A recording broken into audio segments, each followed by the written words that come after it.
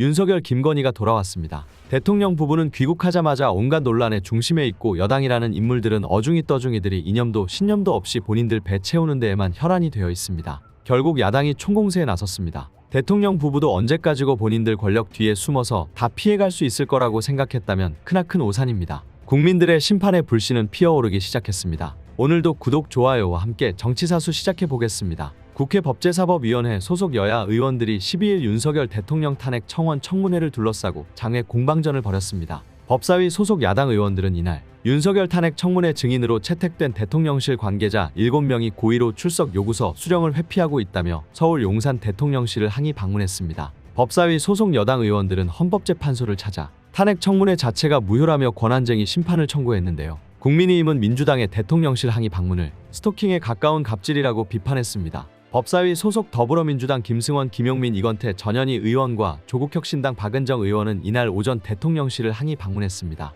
법사위 야당 간사인 김승원 의원은 대통령실 앞 회견에서 10일과 11일에 증인 출석 요구서를 수령을 하지 않아 오늘 법사위원들이 직접 나섰다며 이 서류를 반드시 청문회에 출석해야 하는 관계자들에게 전달하겠다고 밝혔습니다. 여당 법사위 의원들은 홍철호 대통령 정무수석 비서관과의 면담을 요구했으나 경호처 관계자 및 경찰에 가로막혀 50여 분간 실랑이를 벌였습니다. 이 과정에서 서로 밀치는 등 몸싸움도 벌어졌는데요. 민주당 관계자는 출석 요구서를 안내실에 전달했으나 대통령실 관계자들이 서류를 바닥에 내팽개쳤다고 주장했습니다. 민주당은 출석 요구서 수령을 거부하는 것을 국회에서의 증언 감정 등에 관한 법률 위반 행위로 보고 수령을 거부한 대통령실 관계자들에 대한 고발을 검토 중입니다. 앞서 법사위는 9일 전체 회의에서 19일 청문회에 출석한 김용현 경호처장 등 대통령실 관계자 7명을 청문회 증인으로 채택했습니다. 민주당은 10일 동의자 수가 5만 명을 넘어 법사위에 회부된 윤 대통령 탄핵 반대 청원에 대해서도 청문회를 개최한다는 방침입니다. 국민의힘이 윤 대통령 탄핵 청문회에 반발하자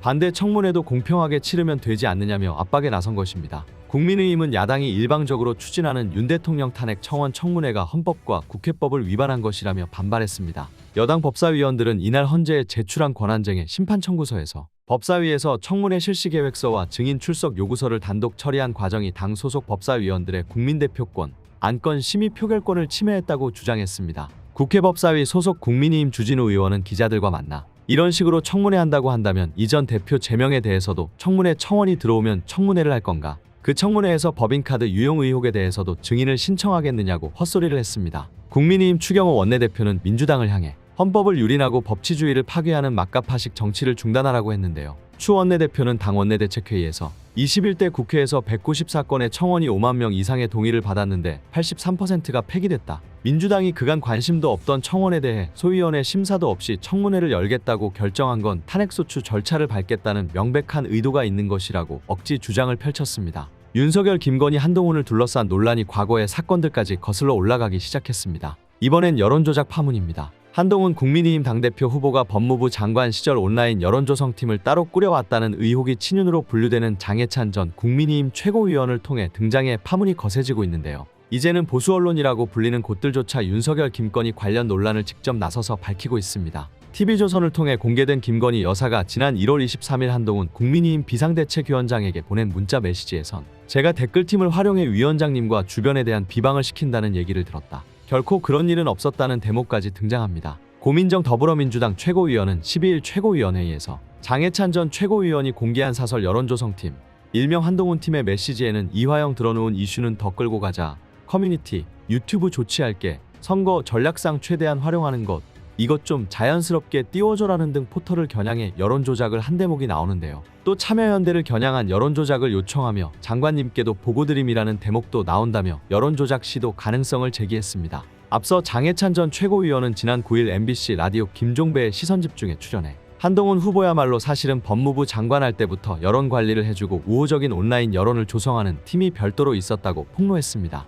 고민정 최고위원은 장해찬 전 최고위원의 폭로가 사실이라면 법무부 외곽에 여론조성팀이 존재했다는 것으로 이 팀의 활동에 공무원이 개입했는지, 한동훈 장관이 인지했는지, 활동 경비는 어디서 나왔는지 명백하게 밝혀야 한다고 주장했습니다. 또 김건희 여사가 한동훈 전 장관에게 보낸 문자에서 언급한 댓글팀도 결코 가볍게 넘길 수 없는 문제라며 각종 논란과 의혹이 꼬리를 물고 있는 김 여사의 입에서 나온 말이기 때문에 댓글팀이 없었다는 것인지 댓글팀은 있는데 비방 행위를 한 것은 아니라는 것인지 분명하게 밝혀야 한다고 지적했습니다. 참여연대는 12일 입장을 내고 장해찬 전 최고위원이 밝힌 내용은 상당히 구체적이고 실행된 정황도 보인다며 지난해 5월 16일 여론조성팀 관계자가 장해찬 전 최고위원에게 참여연대 관련 자료와 함께 참여연대 조지는데 요긴하게 쓰시길 장관님께도 보고드린 문자를 보냈고 장해찬 전 최고위원은 5월 17일 이 자료를 자신의 페이스북에 공개하면서 참여연대를 공격했다고 전하며 좋아요를 누르는 이미지 관리를 넘어 여론을 왜곡하고 집권 세력과 견해가 다른 이들을 공격하는 수단으로 활용된 것이라며 한동훈 후보의 해명을 요구했습니다.